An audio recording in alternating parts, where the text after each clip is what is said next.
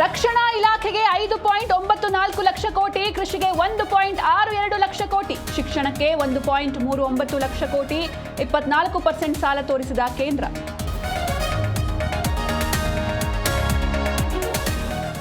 ಕರ್ನಾಟಕಕ್ಕೆ ಸಿಹಿ ಸುದ್ದಿ, ತೆಂಗು ಉತ್ಪಾದನೆಗೆ ಉತ್ತೇಜನ, ರೈತರ ಆದಾಯವು ದ್ವಿಗುಣ, ಬೆಂಗಳೂರಿಗೆ 2 ಹೈಸ್ಪೀಡ್ ರೈಲು ಘೋಷಣೆ.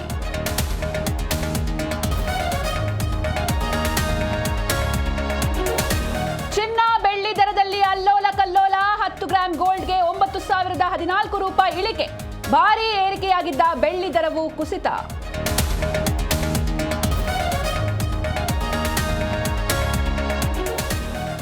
ಷೇರು ಮಾರುಕಟ್ಟೆಯಲ್ಲಿ ಕರಡಿ ಕುಣಿತ, ಬಜೆಟ್ ಬೆನ್ನಲ್ಲೇ ಹೂಡಿಕೆದಾರರ 8 ಲಕ್ಷ ಕೋಟಿ ಲಾಸ್, ನೆಲಕಚ್ಚಿದ ಗೋಲ್ಡ್ ಸಿಲ್ವರ್ ಇಟಿಎಫ್.